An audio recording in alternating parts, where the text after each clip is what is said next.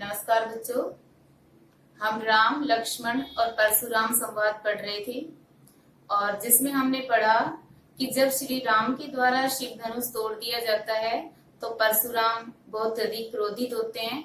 वे धनुष तोड़ने वाले को कटु वचन कहते हैं और परशुराम जी के कटु वचनों को सुनकर लक्ष्मण उन पर अनेक प्रकार के व्यंग्य करते हैं। लक्ष्मण के व्यंग्य वचनों को सुनकर कि परशुराम जी का क्रोध बढ़ता जाता है और वे लक्ष्मण को मार देने की बात कहते हैं। तो जब परशुराम जी लक्ष्मण को मारने की बात कहते हैं तो लक्ष्मण उन पर व्यंग्य करते हुए कहते हैं कि तुम तो काल हाँक जनु लावा, बार बार मोही लागी बोलावा। यानी कि लक्ष्मण परशुराम जी से कहते हैं कि तुम तो काल को यानी मृत्यु को हाँक लगा करके लेकर आए हो और बार बार मोही लागी बोलावा और बार बार उसे मेरे लिए बुला रहे हो। लक्ष्मण परशुराम जी से कहते हैं कि तुम तो काल को मृत्यु को मेरे लिए हाँक लगा करके लेकर आए हैं और बार बार मेरे लिए उसे बुला रहे हैं। सुनत लखन के वचन कठोरा, सुनत सुनकर लखन के लक्ष्मण के वचन कठोरा मीन्स कठोर वचन या कटु वचन। लक्ष्मण के कटु वचन सुनकर के परशु सुधार धरे कर घोरा, परशुराम जी ने अपना फरसा सुधार कर रखा। अब जन देई दोष मोही लोगु, और परशुराम जी ने कहा कि अब जन की अब लोग देई दोष मोही लोगु, कि अब जो लोग हैं वो मुझे दोष न दे। क्यों नहीं दे? क्योंकि कटुवादी बालक बद जोगु, कटुवादी मीन्स कड़वा बोलने वाला, बालक बद जोगु मीन्स वध के योग्य है। यानी परशुराम जी अपने फरसे को सुधारते हैं और वो कहते हैं कि अब लोग मुझे दोष नहीं दे क्योंकि अब मैं लक्ष्मण का वध करूंगा, क्योंकि इस तरह कड़वे वचन बोलने वाला बालक वध करने योग्य है। बाल विलो की बहुत में बाचा, बाचा मीन्स बचाया, कि मैंने इसको बालक समझकर बहुत बार बचाया है, लेकिन अब ये मरण हार भा साचा, लेकिन अब इसका मरना निश्चित है। परशुराम जी कहते हैं कि मैंने बालक समझकर इसको बार बार बचाया है, लेकिन अपने कटु वचनों के कारण अब इसका मरना निश्चित है। कौशिक कहा क्षमी अपराध, कौशिक का मतलब होता है विश्वामित्र, कि विश्वामित्र कहते हैं कि क्षमीयु मीन्स क्षमा किया जाए, अपराधु मीन्स अपराध। विश्वामित्र परशुराम जी के बढ़ते हुए क्रोध को देखकर कहते हैं कि अपराध क्षमा किया जाए, क्योंकि बाल दोष गुण गणहीन साधु, क्योंकि जो साधु होते हैं, जो सज्जन होते हैं, वे बालकों के बच्चों के दोष और गुण की परवाह नहीं करते हैं। यानी कि विश्वामित्र परशुराम जी के बढ़ते हुए क्रोध को देखकर कहते हैं कि अपराध क्षमा किया जाए, क्योंकि जो साधु लोग होते हैं, जो सज्जन होते हैं, वे बच्चों के गुण और दोषों को नहीं देखते हैं। खर कुठार में अकुरन को ही, खर मीन्स दुष्ट प्रवृत्ति वाला मेरा फरसा है, और मैं अकरुण मीन्स करुणा रहित, और कोही मीन्स क्रोधी। परशुराम जी कहते हैं कि मेरा जो फरसा है वो अत्यंत दुष्ट प्रवृत्ति का, अत्यंत क्रूर प्रवृत्ति वाला है, और मैं भी करुणा रहित और क्रोधी स्वभाव वाला हूँ। आगे अपराधी गुरुद्रोही, और मेरे आगे अपराधी यानी कि जो मुझे इस तरह के उत्तर दे रहा है, मुझे मेरे ऊपर इस तरह के व्यंग्य कर रहा है, ऐसा अपराधी और मेरे गुरु का अपमान करने वाला बालक खड़ा है। उत्तर देत, और मुझे इस तरह उत्तर दे रहा है, छोड़ो बिन मारे, फिर भी मैं उसे बिना मारे छोड़ रहा हूँ। केवल कौशिक शील तुम्हारे, केवल हे विश्वामित्र तुम्हारे शील, तुम्हारी विनम्रता के कारण ही मैं इस बालक को जीवित छोड़ रहा हूँ।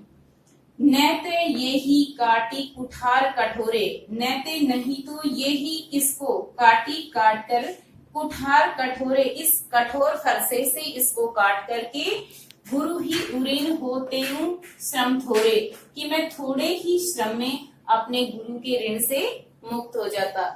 यानी कि परशुराम जी विश्वामित्र से कह रहे हैं कि मैं इस बालक को जीता छोड़ रहा हूँ तो सिर्फ तुम्हारी विनम्रता के कारण छोड़ रहा हूँ, जो मुझे इस प्रकार उत्तर दे रहा है, नहीं तो इसे अपने इस फरसे से काट करके मैं अपने गुरु के ऋण से मुक्त हो जाता। तो जब परशुराम जी ने विश्वामित्र से ऐसा कहा तो विश्वामित्र अपने मन ही मन हंसते हैं। गाधी सुनु कह हृदय हसी, गादीसु का मतलब है विश्वामित्र। कह हृदय हसी, अपने मन ही मन हंस करके कहते हैं कि मुनि ही हरि यरे सूझ, की मुनि को हराई हरा सूझ रहा है। यानी कि जब जो परशुराम है वो लक्ष्मण को मार देने की बात कहते हैं तो विश्वामित्र अपने मन ही मन हंसकर कहते हैं कि मुनि को हराई हरा सूझ रहा है। आयमक खांड ने ऊख में, कि ये जो है राम और लक्ष्मण जो है कोई सामान्य योद्धा नहीं है, सामान्य क्षत्रिय नहीं है। खांड ने ऊख में, ये गन्ने से बनी खांड नहीं है, अभी तो क्या है, अयमक है, फौलादी तलवारें हैं, और अजहू ने बूझ अबूझ, और अब भी जो ऋषि हैं वो इनकी शक्ति से नासमझ बने हुए हैं। यानी कि परशुराम जी के वचनों को सुनकर के और जो विश्वामित्र हैं वो अपने मन ही मन हंस करके कहते हैं कि मुनि हरे हरे सूझ, की मुनि को अब भी हराई हरा सूझ रहा है। राम और लक्ष्मण भी सामान्य क्षत्रिय ही दिख रहे हैं जैसे कि दूसरे हैं। अयमक खांड ने ऊख में, ये अयमक यानी कि फौलादी तलवारें हैं, खांड ने ऊख में, गन्ने से बनी खांड नहीं है जिसे मुंह में रखते ही वो गल जाएगी। और अजहू ने बूझ अबूझ, और ऋषि अब भी इनकी शक्ति से नासमझ हैं। जिस शिव धनुष को बाकी क्षत्रिय हिला भी नहीं पाए थे उस शिव धनुष को इन्होंने स्पर्श मात्र से ही तोड़ दिया। तो जो ऋषि हैं इनको बाकी जो क्षत्रिय हैं उनके समान ही समझ रहे हैं, अब भी इनकी शक्ति से नासमझ ही बने हुए हैं। दूसरे पद में लक्ष्मण परशुराम जी पर व्यंग्य करते हुए कहते हैं कि कहे लखन मुनिशील तुम्हारा, को नहीं जान विदित संसारा। लक्ष्मण परशुराम जी पर व्यंग्य करते हुए उनसे कहते हैं कि हे मुनि, तुम्हारा जो शील है, तुम्हारी विनम्रता है, उसको कौन नहीं जानता।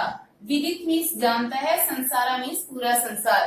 यानी लक्ष्मण परशुराम जी पर व्यंग्य करते हुए उनसे कहते हैं कि हे मुनि, तुम्हारा शील कौन नहीं जानता, तुम्हारी विनम्रता को तो पूरा संसार जानता है। वैसे वास्तव में परशुराम जी क्रोधी मुनि के नाम से विख्यात थे, लेकिन उनको जो लक्ष्मण है वो शील यानी विनम्रता से युक्त कहकर उन पर व्यंग्य कर रहे हैं।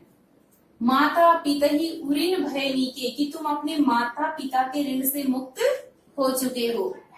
गुरु ऋण रहा सोच बढ़ जी के, अब आप पर अपने गुरु का ऋण बचा हुआ है जिसका आपके मन में बहुत अधिक सोच है। यानी लक्ष्मण अब परशुराम जी से कह रहे हैं कि तुम अपने माता पिता के ऋण से तो मुक्त हो गए हो और अब तुम पर गुरु का ऋण बचा हुआ है जिसका आपके मन में बहुत ज्यादा सोच है या जिसके बारे में आप सोचते हैं। सोजन हमरे माथे काटा, और आप अपने गुरु ऋण को हमारे सिर मढ़ना चाहते हो। दिन चली गए ब्याज बढ़ बाड़ा, यानी कि समय भी बहुत बीत गया है और उसका ब्याज भी बहुत अधिक बढ़ गया होगा। लक्ष्मण परशुराम जी से कहते हैं कि तुम अपने माता पिता के ऋण से तो मुक्त हो गए हो और अब आप पर गुरु ऋण बचा हुआ है, क्योंकि 3 ऋण माने जाते हैं, देव ऋण, पितृ ऋण और ऋषि ऋण। तो इसमें उन्होंने कहा कि माता पिता के ऋण से तो तुम मुक्त हो गए हो और अब तुम पर ऋषि का, अपने गुरु का ऋण बचा हुआ है और वो तुम हमारे सिर मढ़ना चाहते हो और उसका समय भी बहुत बीत गया है और ब्याज भी बहुत अधिक बढ़ गया होगा। अब आनिए व्यवहारिका बोली, अब आप किसी व्यवहारिका का मतलब है हिसाब करने वाले को, यानी लक्ष्मण परशुराम जी से कहते हैं कि अब आप किसी हिसाब करने वाले को बुला लीजिए।